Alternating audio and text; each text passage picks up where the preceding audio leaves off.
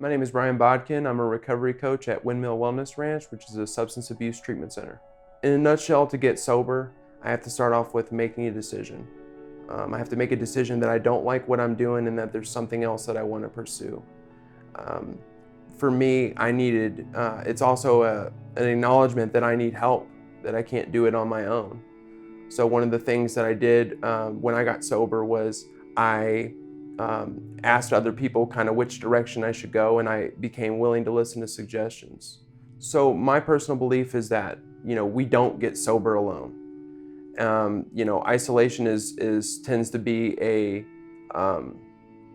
big part of the disease itself, and so one of the remedies to that is to surround ourselves with other people. And this is where the fellowships come in, is we're innately surrounded by people that have gone through the same things that we've gone through and have found another way to do things. And there's a chance that if I follow people that have been plugged into these fellowships and have what I want out of life and I do what they did, I can get what they got. There's a lot of different ways to get sober. There's a lot of different recovery fellowships. You have programs like AA, NA, you have programs like Smart Recovery, Celebrate Recovery. So there's lots of different ways. Therapy is also a way that helps a lot of people. My experience has been with the 12-step fellowships. It's my personal belief that diversity is the strength within each fellowship, and I think strength is also the diversity among the different fellowships. Recovery is not a one-size-fits-all thing, so different things are going to fit better for different individuals. So I think a lot of what recovery is about is staying open-minded to those different approaches, and then having the willingness to, go in there and explore. If I don't have willingness, then nothing's going to change. If I do what I always did, then I get what I always got. So I have to be willing to not just leave behind old practices, but I have to be willing to learn new practices. And willingness is something that the more I practice it, the easier it becomes. A lot of, for me, being sober is I've learned what works and I continue to put the willingness in action to keep doing that. Therapy can play a lot of different important roles. One, it can address trauma, which is a big thing. I have never really met anybody in recovery that hasn't gone through something traumatic or had something like that happen to them. So it's a way of dealing with the trauma. It's a way of getting medications correct.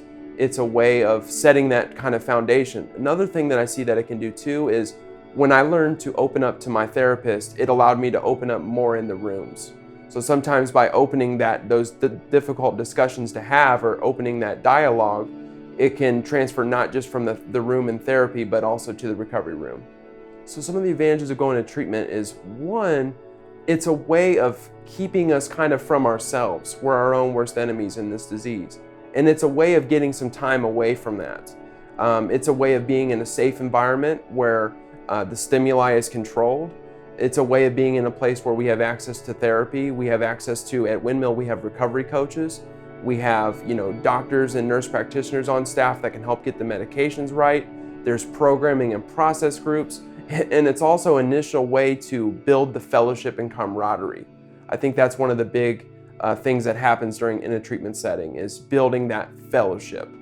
So with the fellowship, the model that we develop and build inside treatment is hopefully going to look like the model that we build outside of treatment. Windmill is an amazing place to work, and it's an amazing place to be at. A lot of us are in recovery, which I think is awesome. The vibe and the culture that we have at Windmill is something that's extraordinary as well. It's a very tight-knit community, not just among the staff, but with the staff and the clients. One of the things that Windmill offers is, we have therapy, we have EMDR, we have a masseuse that comes out, we have a nurse practitioner, we have nurses that are on the floor at all times. We have recovery coaches, which is a function that not a lot of treatment centers have, is the recovery coach department, which I'm thankful to work with. And Windmill just has a vibe about it. It's just one of those places where you have to be at to experience it. But it's I wouldn't work here if I didn't really believe in what we do and what goes on here. One of the things that I like about Windmill is that we do 60-day and on stays. It gives us a chance to hit those dark patches that we might miss, and the attention to detail and the love and compassion at this treatment center, I think, is it's above and beyond. things that help maintain sobriety, I think a lot of it is just getting these tools and these habits to become reflexive. They've got to be like breathing and eating. For me, it's not up for discussion whether I'm going to go to a meeting or whether I'm going to talk to a sponsor or talk with a sponsee or whether I'm going to have a service commitment or be of service. These things are just part of my day, part of my day-to-day life. I don't have recovery revolve around my life. I have my life revolve around my recovery. So it's a matter of making that a priority, and it's a matter of being diligent and vigilant.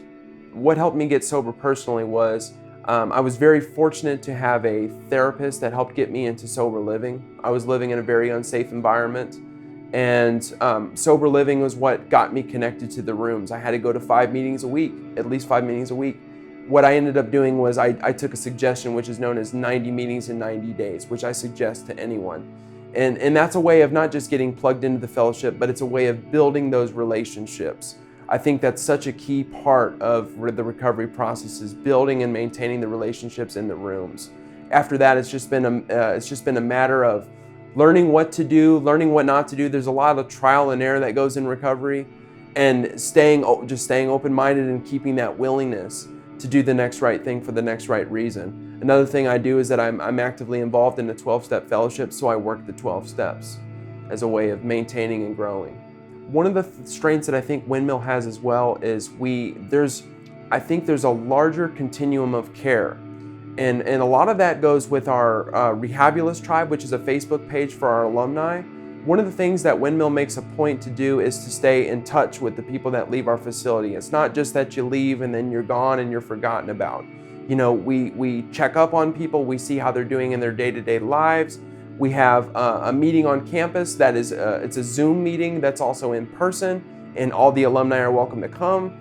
But it's the idea of not just forming a community of while you're here, but it's maintaining a community once you leave.